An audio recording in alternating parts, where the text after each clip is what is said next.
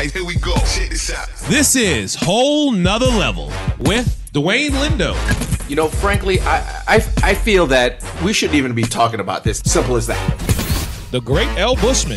They'd have to make so many adjustments, but I don't know what they have to do. They need a miracle. They need a miracle. Frank Mazzei. Did they win the offseason in free agency? Yes. What does that mean? Absolutely nothing. Ladies and gentlemen, the one and only Craig Cousin. How can you not put Tom Brady #1 on the Mount Rushmore of quarterbacks? Man, this guy's a legend. Rings speak. And Derek Wilson. I didn't know Eric was going to let you talk. Don't hate the player, hate the game. I've seen enough Facebook posts to know that you're not a Giants fan. Let's go.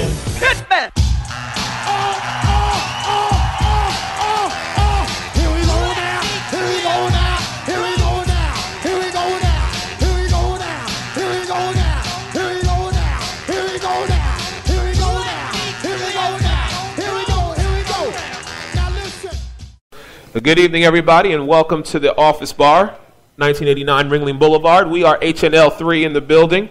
I'm your man, Eric Wilson. I am joined by Dr. CC, Craig Cousin in the building. Craig, good evening, sir. How are you? Good evening. How are you? I'm well. We got our man who's got some power. He is back with us. Frank Mazzei, look at you, baby. I do.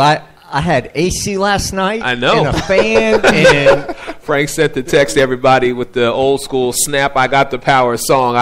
You kind of confused me for half a second. Then I actually clicked. I'm just like everybody else now. All right.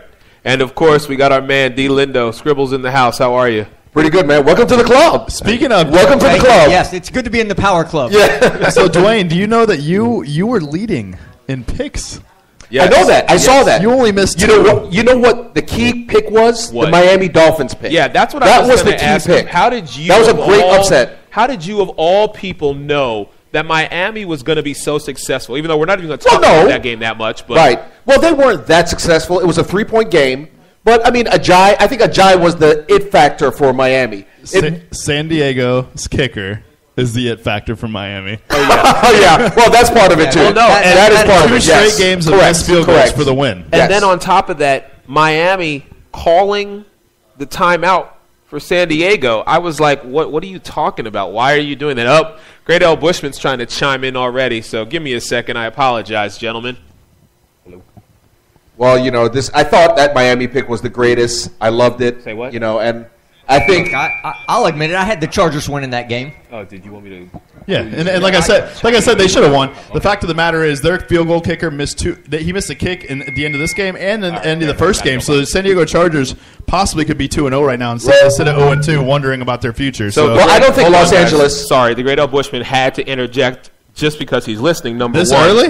But he wanted to make sure that he also got some kudos because he is tied with Dwayne as well. Oh, wow. Yeah, we're only talking about the people that were here. Yeah, I know. Nah, I'm playing. You had to rub that in. But, yeah, all right. So let's talk about some of the games that happened.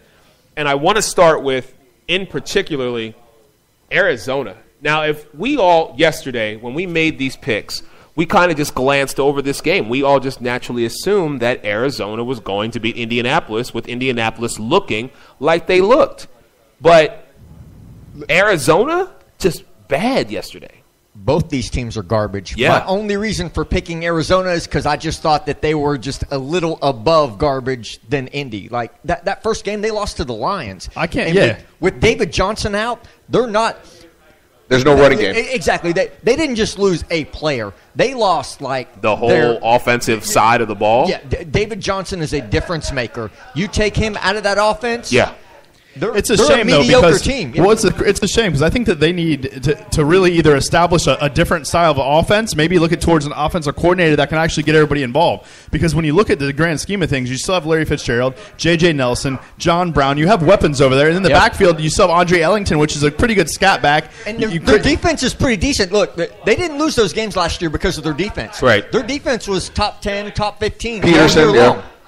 But, okay, we got to show some love to somebody who I was a little skeptical of because it was his first official start, even though he played last year on your New England Patriots. Yeah. But Jacoby Brissett, we got to give him some love because he went out there and he did his job, so much so that Arizona lost. I mean, that was just crazy for me to wrap my head around the fact that they won. I'm sorry. They won, but it was a very, overtime. very close game. Yes. Very close. Yeah, absolutely. But this game should not have been 16-13. Right, but here's the thing, too. I think it's more – I think Brissett played a pretty good game. He played for – I guess this is his first start, if I'm not mistaken. Second start. With Indianapolis. With Indianapolis. First start with Indianapolis, and he started one game with New England. But the point is that I think it was more so the offense of Arizona that helped out Indianapolis because there was the lack thereof. No offense for Arizona. Again, no run game. J.J. Nelson, really, last game he had a great game. This game was, for the most part, non-existent. But I think the offense just has to step up somehow. I don't know what Carson Palmer's doing. Is he up there in age? Carson Palmer's already done what he's needed to do in his NFL career. He's not going to – he's pretty much – let's put it behind him. His best days are behind him. Yes. Yeah. Okay? He is what he is at this point. Exactly. You had your shot at winning a chip. Unfortunately, you went against a better team in the Pittsburgh Steelers the year that they actually did go down here in Tampa. But you know what? I completely agree.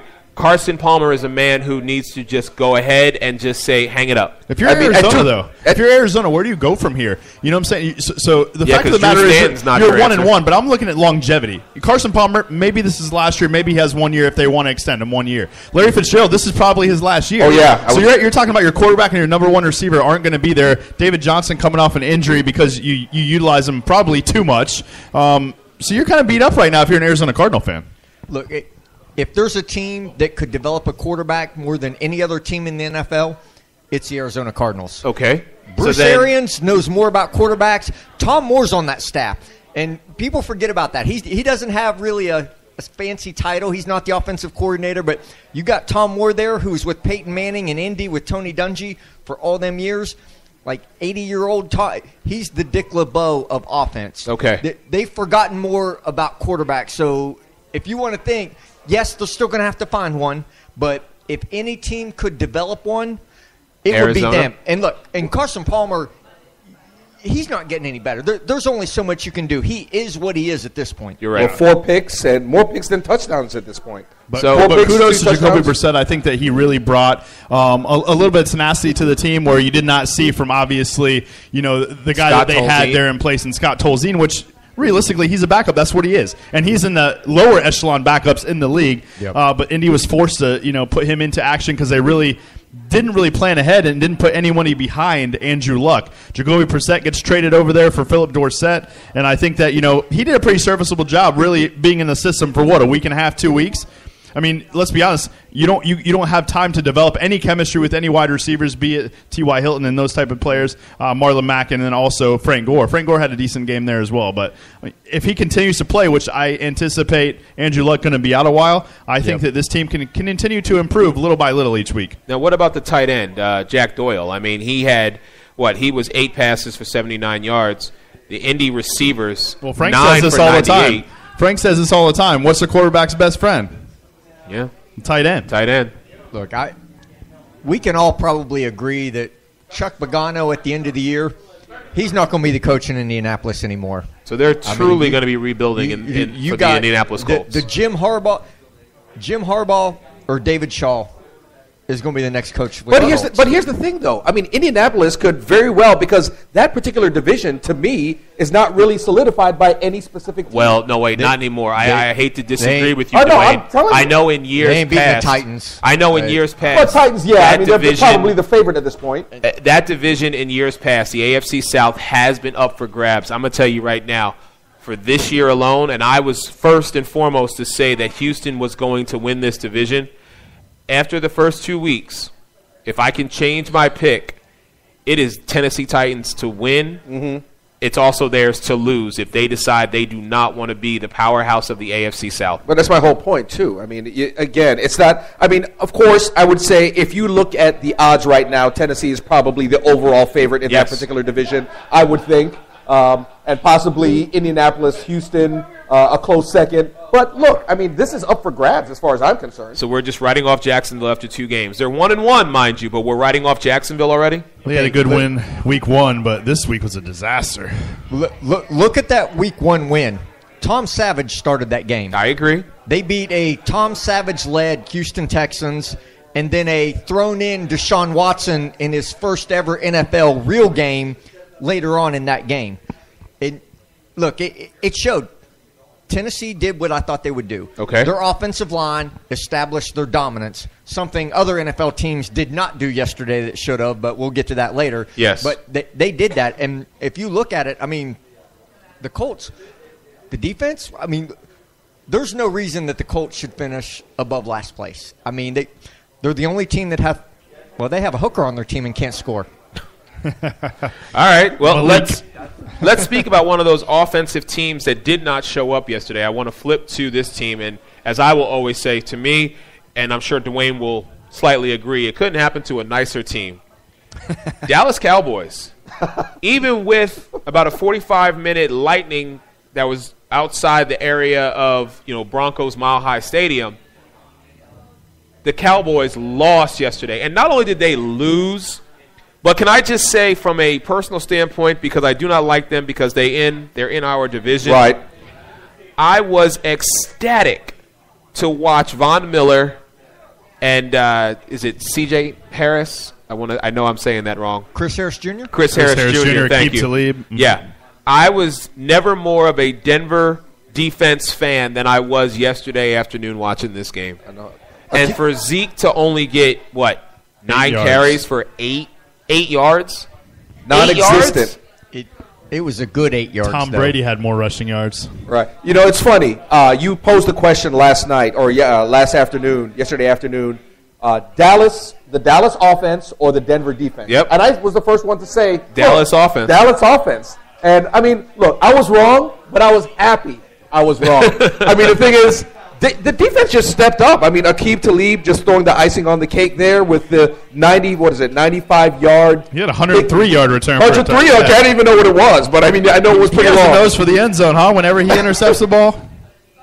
To watch that game and 42-17, I was ecstatic. Even though my team suffered a loss, I was just happy because Dallas We'll get lost. to that later. Yeah, we're not going to talk about that. They lost. I got to give kudos to the other side of the ball, though. Trevor Siemian's playing great football this year, and I heard it in camp that he was having a great camp. Even Von Miller came out and said that Trevor Siemian looks like Peyton Manning, which is ridiculous for anybody to say. Of course, and you being on the same team, you're going to get behind him. Yep. But, I mean, you don't have to make that comparison. You know what I'm saying? No. He is playing legitimately, if the season ended today, he might be the MVP. I'm not kidding. Based on statistics. But in all honesty, I mean, is this something that Siemian can keep up? I mean, I'm surprised as anyone else that he's had a phenomenal 2 games already. Well, the offensive line are playing decent. He's being very accurate with the football, and again, they're starting to get Benny Fowler involved, which is a third wide receiver. Emmanuel Sanders had a great day. They have Demarius Thomas there, and C.J. Anderson looks like a beast. Thank you. I was getting ready. Yeah, I just going to say, let's show some love to C.J. Anderson.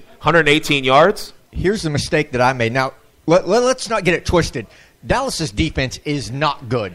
Right. It is not a good defense. Exactly. I mean, despite what happened last week, the fact that they held the Giants to 3, that's not – because it was terrible last year. But here's the mistake that I made.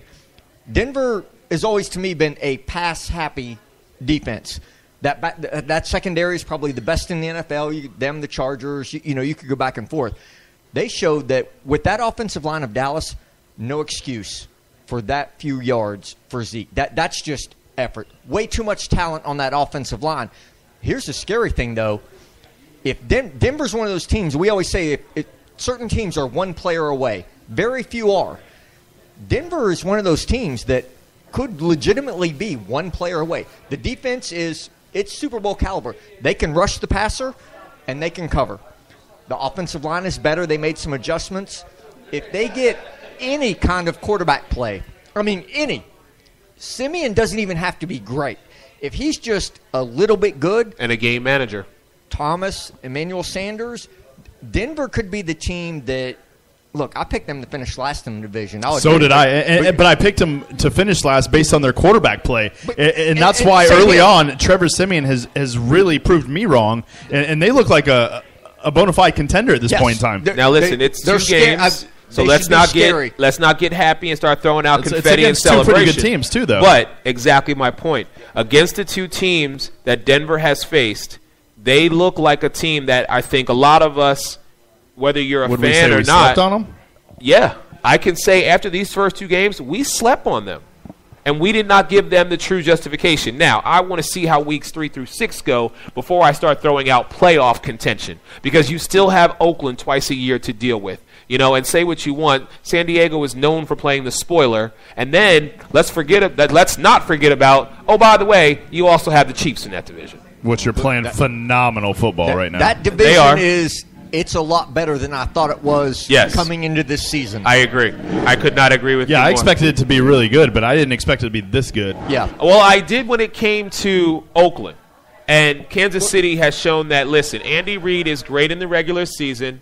Andy Reid will get you to the postseason. There's nothing – I will never doubt that. It's what he does in the Super Bowl, if he ever gets back there, that's always going to be that question for me when it comes to him. But, yes, Oakland, Kansas City – I expect those 2 teams to be, division winner, wild card spot.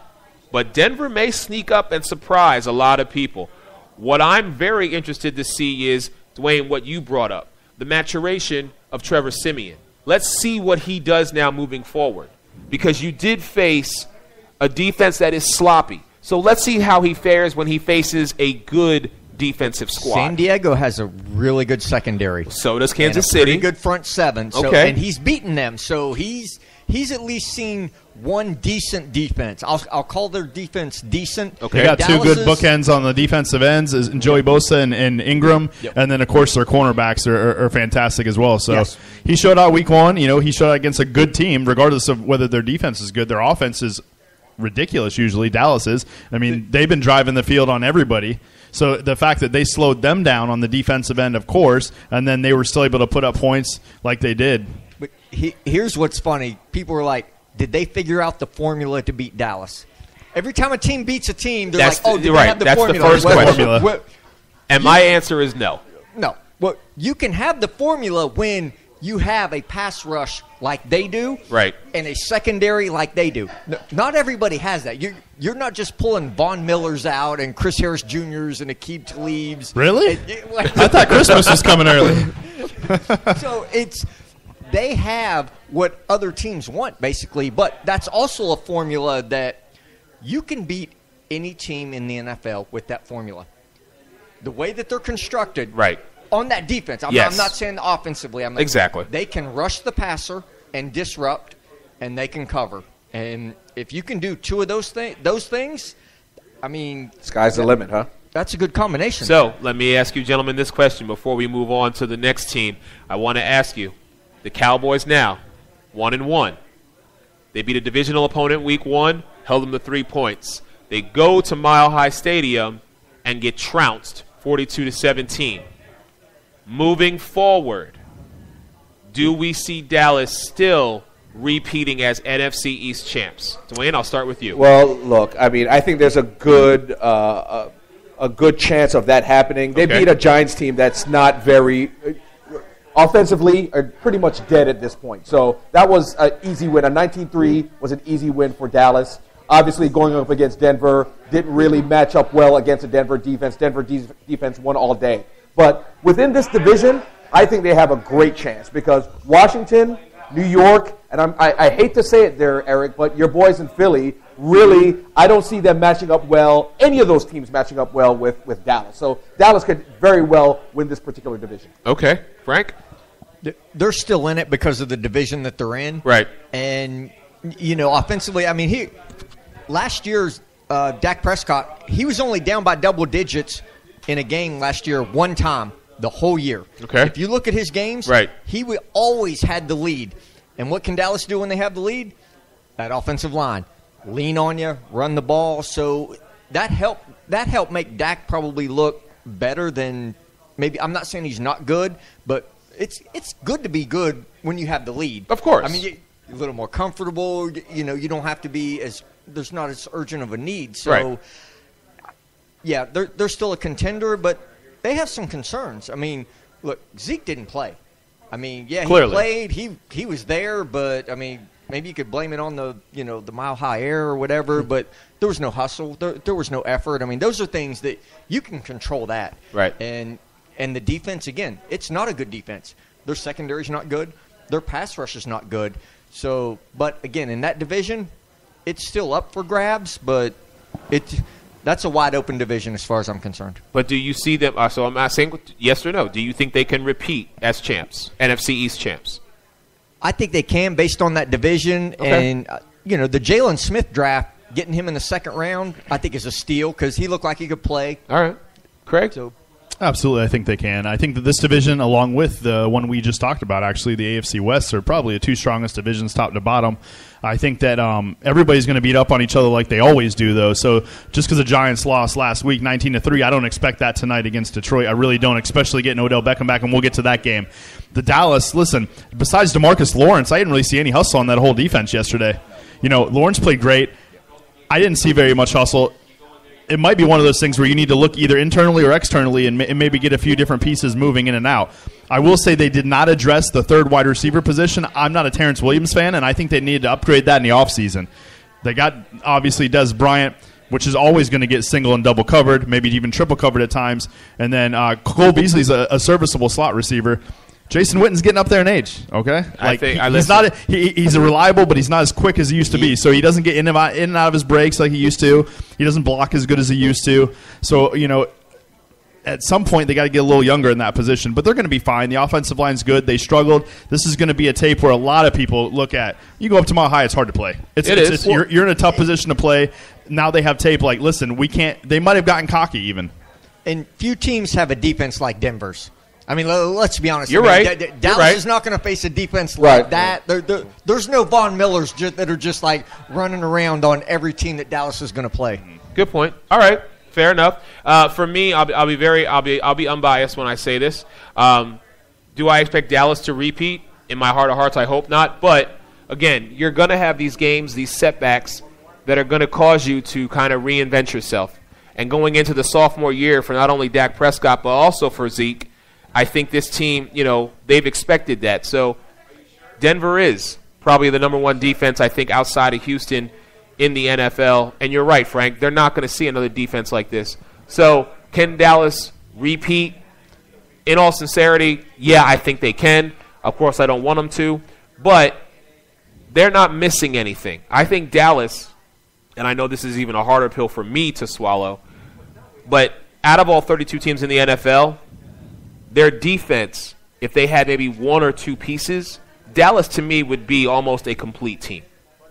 And that's, like I said, being totally unbiased, I have to be objective here when we talk about these guys, even though I can't stand them. You also have to factor in, is this whole thing with Zeke Elliott starting to weigh on the team a little bit? Well, it's been long and drawn out, and they're in and out of the court decisions and things like that. So at some point, maybe it's becoming a little bit of a distraction. Well, yeah, I mean, you gotta think too. I mean, I agree with that. The fact that Dallas is in a kind of a weird situation right now because they lost to Denver, even though Denver, as Frank mentioned, great defense. But again, you have a lot of distractions at the back end. How do they move forward? How do they go over all this distraction and try to get W's on the board? Yeah. And that's the question. That's the big question, or the $1 million question.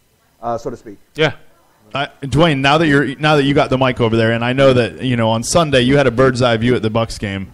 Let's switch to that game if we can. Talk about the Bucs. I definitely want to. And then also the Bears. What were your thoughts on that game? Look, I think we're going to start to probably see Trubisky probably within a week or two. To be honest with you, I honestly the quarterback play by Mike Glennon, I really. These guys are really hurting. Not only Glennon, but the offense as a whole. I mean, I don't see how they'll survive. I mean, if they won 3 to 4 games this season, I would really be surprised. I mean, that offense, Chicago's offense, is not clicking at all. And I don't know. I mean, it's not like there's one position that's kind of out of order. I mean, everyone's just kind of out of sync. It's just insane. Well, I mean, poor Mike Glennon. He finally gets a shot. Granted, he gets all this money, but they have absolutely no weapons on that offense. They got rid of Alshon Jeffries. Kevin White has played like 4 games or 5 games in his entire career. Cameron Meredith goes down injured out for the season. He has nobody. I mean, you're throwing Eric Wilson, Frank Mazzei, and Dwayne Lindo out there. Well, listen, they've got you this guys kid, might be better. They've got this kid Tariq Cohen who came out week 1, who they were trying to utilize as both a back and also a slot receiver. So I'm thinking you roll with what's hot, but they went up against a team that we have all said we feel is going to win their respective division in the NFC South and the Tampa Bay Buccaneers. And I think what the Bucs did yesterday was prove to everybody why this team is going to be very, very formidable. My only concern for them is they don't have a bye week. Their bye week was week 1. So unlike the rest of our teams who throughout the season, we will get a week to kind of patch up a few things here or there. If the Bucs or the Miami Dolphins lose a player, you got to roll without that person, and you don't have that extra week to not only rest that guy, but to rest the other 52. You know what I'm saying? However, what I saw yesterday just solidifies me. Bucs are winning this division, man. Even though Deshaun Jackson was not as effective as I feel he could have been with that team, I'm telling you right now, they're winning. Let's not get crazy. Did you watch the Atlanta game? I have the Bucs making the playoffs. I'm on record with Atlanta winning the division. Okay. Now, Tampa did what they should have done. They should have beat the Bears by the Bears aren't a good team. And Tampa is raising, their stock's on the upswing. So they did what they were supposed to do. You're supposed to beat a team that's not on your caliber, that's not on your level with a young quarterback. That's a good point, but that's some of the things that they struggled with in the past. Teams that they should have beaten really rolled over. It was coming down to late field goals or even losing those games in the past. So maybe they have actually taken the next step, and if it all starts with just winning any game. And it's a really good game to bounce back, obviously, with the hurricane situation and them getting the bye week, basically week 1, for them to bounce back and basically come out of preseason into regular play against a team that, granted, doesn't have a lot of weapons, but they already had one game under their belt. They kind of worked some things out. That was a good win, I think, for Tampa Bay. Yeah, and I was just going to say, just piggybacking off what you said, it's a confidence booster, especially for the defense. I mean, Tariq Cohen, Eric mentioned, obviously, probably, in my opinion, the only highlight Chicago has on their offense. I agree. And the Bucs defense shut them down. Yeah, I mean, Jordan Howard was banged up. They have him, but again, you have 2 running backs. You don't have any wide receivers, so that's going to be tough to win. Yeah. But again, looking at this from the perspective of now they have to go 15 straight in referring to the Tampa Bay Buccaneers. The momentum I feel that they have, I don't think we've seen them hit their pinnacle yet. You know what I'm saying? Like, we'll go through weeks where we're saying, okay, this team has hit as high as they're going to go. We might see them taper off a little bit, or we might see them begin to decline. I don't feel Tampa has even hit that, and I hope that they can carry this momentum forward. I just am concerned with the fact that, unfortunately for them, their bye week is already spoken for. Now they've got to roll themselves all the way into the postseason, which we all say they're going, whether it be they win the division or they get in at the wild card. There's not going to be any time for them to really relax. So the only way I feel they're going to be successful and maybe get a break, they're going to have to win 12, 13 wins and secure either that first or second spot in the NFC. I mean, I don't even know if they're a complete shoo-in to make the playoffs, but I think that they're going to compete for in the playoff run. Yeah, I think there's a lot of other teams competing for what I have them in a wild card spot. Of course. Yeah, I have. I mean, they won 9 games last year without Deshaun Jackson. I mean, you get O.J. Howard. Right. I mean, there's you do a few things. So getting T.J. Ward, I mean, that should at least give you 1 or 2 more wins. So I have them as a playoff team. But if you look at it though, NFC West. The way that division looks right now, I know it's a small sample size. There's only one team coming out of that division. I agree. And you look at a few of the other ones. Look, Saints, Panthers. We pretty much just sorry guys. They are what they are. Speaking of, they are what they are. There's only a few divisions where other teams actually have some hope. Before we get to that, I know we're at the 8 o'clock mark. Let's take a real quick break. When we come back, we'll talk about your game, Patriots Saints. We'll talk about Atlanta Falcons and the Green Bay Packers. And then, of course, we're going to break down the game that is going on right now, starting up soon in here in about half an hour, Giants and the Detroit Lions. You are listening to us. We are here at the Office Bar, 1989 Ringling Boulevard. We are HNL3, and we'll be right back. All right, and welcome back to HNL3 here live at the Office Bar. I'm your man, Eric Wilson, joined by Craig, Frank, and Dwayne. So, keeping with the time here, figure we go over a little bit of fantasy before we get to the game tonight and actually break that down, which is the New York Football Giants taking on the Detroit Lions. But, so I guess I should ask first question, Dwayne, because we were talking to you earlier. or yesterday, shall I say, about this. Did you score more than 24 points in fantasy? Are you okay? You good? Wow. You went there. I did. You went there. I did. Actually, I more than doubled my first week score. There you go. So, and I still lost. I mean, do you have anybody going tonight? What? Do you have anybody going tonight? Yes, I have. Who do I have? I believe I have Brandon Marshall. I believe I do. Okay. Yeah, so he's playing tonight. All right. So you get a big night from him. Yeah, hopefully Odell Beckham and Brandon Marshall kind of blow it up, but we'll see what happens. All right. Frank, how did you do? Fantasy-wise? Nothing. Nothing? Craig? I got 2 players going tonight. I got Matthew Stafford, and I also got Odell Beckham. I'm down about 40 points, so we'll see if they can pull through. Tall order. It is a half-point PPR and quarterback-driven league, so I'm hoping Stafford got me 43 last week alone. So if I can get about 30 from him and maybe 10 to 15 from Odell, then I'll be right in that situation there. But I'm hoping. I'm curious to see how they're going to use Odell tonight. I'm hoping that he's full force, but I wouldn't be surprised also if they're just doing it for him to get kind of up to speed, play a little decoy here and there, and have a couple catches. I'm hoping he's full go though.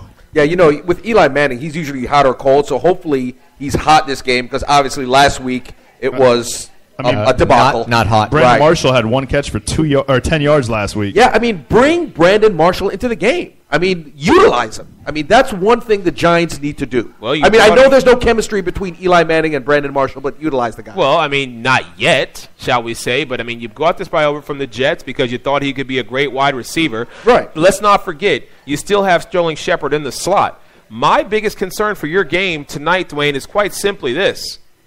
Shane Vereen is your running back. Paul Perkins, 7 carries, 16 yards last week. Your run game has got to get off the ground here. Eric, there is no run game. That's the problem with the Giants. But these are the guys who you are putting in this position, so that's why I'm saying to you, you put a Paul Perkins, you put a Shane Vereen, you put these guys in the position, you might as well at least try to do something with them. Well, I mean, the thing is, these two guys, I mean, they're not like the Brandon Marshall. If you can remember Brandon Marshall, I believe, New York Giants running back 3 years ago. I mean, he was a beast. Brandon Jacobs? I'm sorry, yeah, Brandon Jacobs. Brandon Marshall's on the roster now. Yeah, right. He's also a beast, but he's a beast as well. But the point is, these two guys, and you could add Orleans Darkwa in the mix as well. I mean, these 3 guys, I should say, are not of the caliber of Brandon Jacobs, the Brandon Jacobs of old, so to speak. All right. Listen, when the news that came out that said AP was going to be released, and maybe but maybe it's still going to happen. Who knows? I thought the landing spot for him would be New York. So if that happens, they need to scoop in and pick him up. They were interested in the offseason. I think that's a perfect fit for him. Again, the running game has to get off the ground. Shane Vereen's a great pass-catching running back, a third-down scat back. Right. He plays good. You can move him out wide as well. Catches the ball great. But as far as a power back, I mean, listen, they thought that was going to be Paul Perkins, and he hasn't really lived up to that expectation yet. But Eli Manning has to get his head out of his you-know-what. Obviously, hopefully he can do that tonight with Odell Beckham back. I think, obviously you get one of the top 2-3 best receivers in the league back. I think that speaks volumes. I mean, Manning played terrible, but you got no offensive line. I mean, it's not just that their running game sucks. Their offensive line sucks. They got no offensive line. And you didn't address it in the offseason. You brought in DJ Fluker, who was available for a reason because, I mean, he was basically not good. So that's all you did for your offensive line, and you got the same running backs, no O-line, and you can't run the ball. You can't protect your quarterback.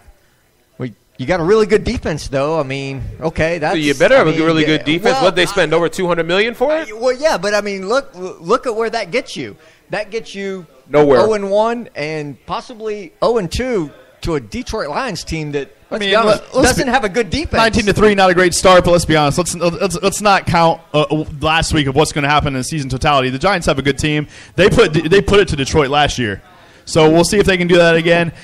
And again, Detroit played Arizona, so let's not overhype them yet. I'm not jumping the gun. I'm just saying, typically in the league, if you can't protect the quarterback and your O-line stinks, and theirs does, and you can't run the ball, that puts any quarterback in a bad situation. Well, look, I mean, we all know the Giants' offense stink. No O-line.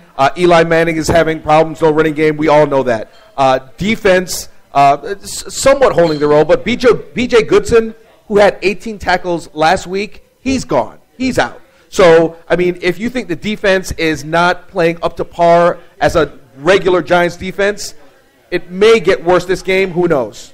All right, well, let's flip to the other team that's playing tonight, a team who last season we thought could actually emerge themselves as a perennial threat in not only their division but in the entire NFC conference. And then, lo and behold, they lost the last 4 games, couldn't get up for the last game against a divisional opponent to, instead of being the wild card team, actually being the division leader, and then just, excuse my language, basically just shit the bed in the wild card game against that same team. I want to get up for the Lions in this game. I really do. And I'll tell you my pick here a little bit very shortly, but what does Detroit need to do tonight to kind of resurrect themselves? I won't even say reinvent or rebound. They need to resurrect themselves because, to me, they just look like the same Detroit Lion that we've seen year in and year out. They put the same product out there. They have all the talent in the world. Matthew Stafford, in my opinion, is a great quarterback. He is, actually. But they can't get it done. Mr. Comeback King. He is. Since 2014, 27 comebacks in fourth quarter and overtime for Matthew Stafford. Listen, Galladay, the wide receiver, 6'4", 220. Yes. He's been establishing himself as possible real good threat, definitely a red zone threat, but that Calvin Johnson possible replacement. If he can have a third of the production that Calvin Johnson got, along with Golden Tate and Marvin Jones, that passing attack can be pretty hard to stop. You know what I'm saying? You got Amir Abdullah back. Obviously, Theo Riddick in the passing game, a PPR monster for fantasy purposes. But if Amir Abdullah can stay healthy, I think he had 17, 18 carries last year, kind of established that first, second down back and that power back. I think that the Detroit offense can really get going. The defense played well last week, too, but again, it was against Arizona. Carson Palmer, I think obviously they're on the decline. All right. I did pick Detroit to finish last in this division. Yes. I tweeted it out or texted it into the message, but in fairness, I'd had like 15 beers, puked, and then drank Taco Bell. You had the Bears finishing above them? I did. Oh, my gosh. Yes. I said, wow. Now, wait, was this 2 months ago? No. The contingency was if they started and went with Mitch Trubisky. I think the Bears would be better with Trubisky than Glennon. Like, if they just say, let's do it. At least he can run. Frank, Mike you could be Glennon's better Mike than Glennon's Glennon. not outrunning anybody, so all right, so after 2 weeks of the Bears and then 1 week of Detroit Lions, what is your synopsis where now? are you at, Frank? Well, we need to know. I expected more from Arizona this year. Like, I expected this to be a bounce-back year for them, that last year was just kind of an anomaly. Okay. But with David Johnson going down, yes, did they win? Yeah, but I'm still a little concerned. But, look, credit to Detroit. They might actually be a little better than I gave them credit for. And New York, to me, is the team that has something to prove tonight, not Detroit. Wow. I mean, I think Detroit is in a good position. I mean, because you have a depleted New York Giants team. You're 1-0. They won.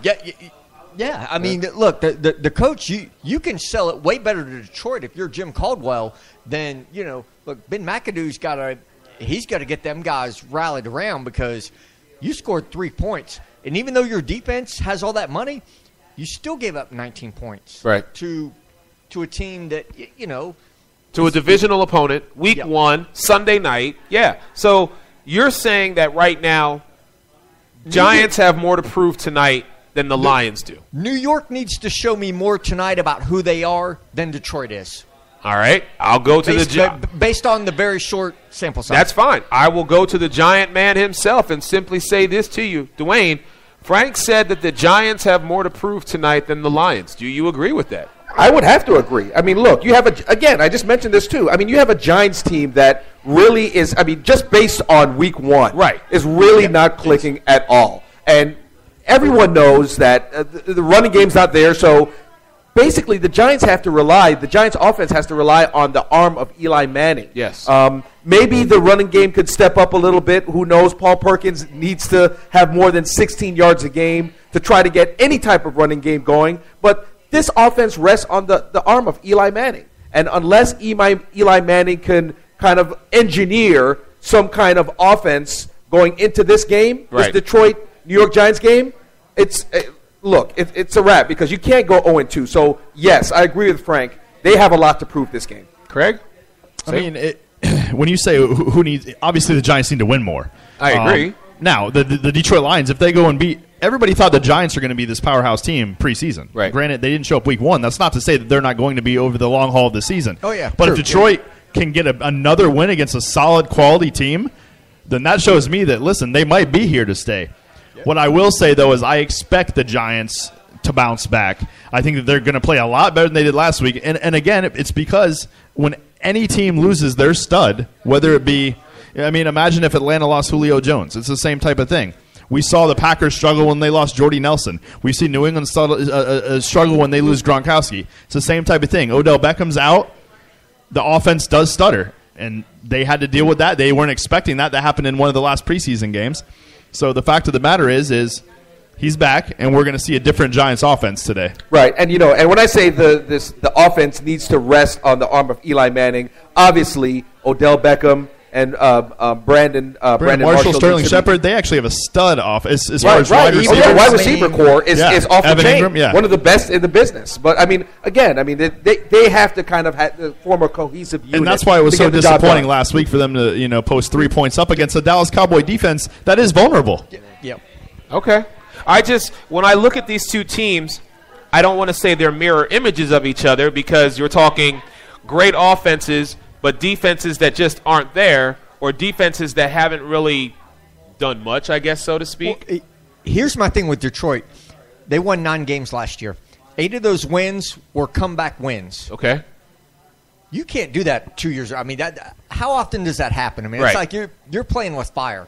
I mean, if you have to come back and 8 of your 9 wins. That means you're also losing in 8 of those 9. Exactly. So for me with Detroit this year, I didn't really know what to expect from them because you're not going to do that again.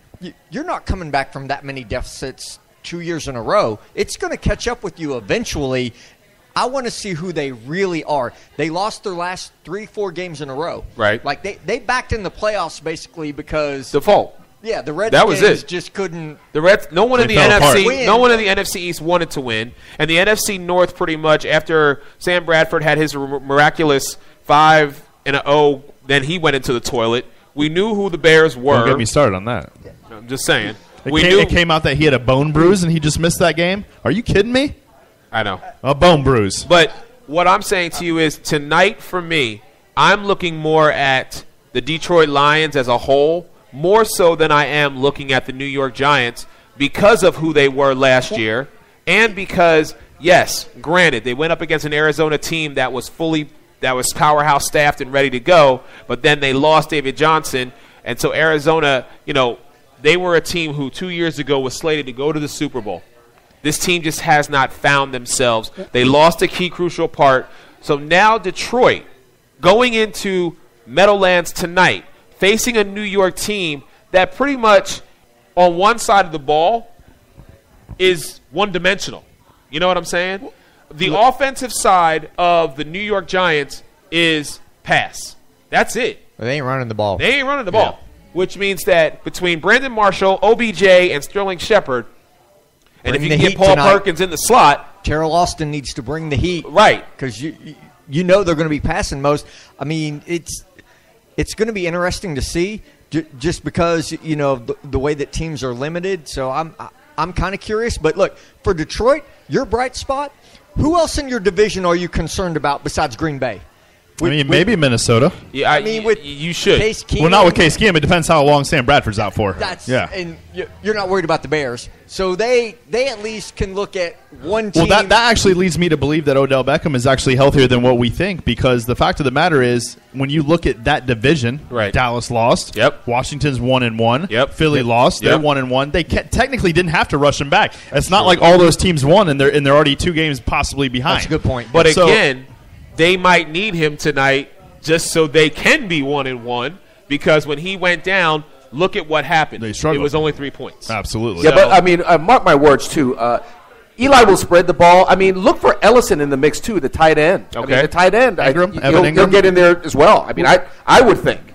Let me ask you this: what did you think of Eli's performance last week? I mean, Okay, granted, he doesn't have a run game, but just overall, I mean, he didn't play good. That's what he does, though. He'll do this for 3 games, and then he'll have 3 games that are MVP caliber. Right, that's what I'm saying. He's done this throughout his entire career. And as the great Al Bushman calls him, the mouth-breathing idiot that he is. Listen, Detroit Lions 2-0 against the Giants in the last month when they played them on Monday night. 4 of the last 5, though, the Giants won. So something has to give tonight.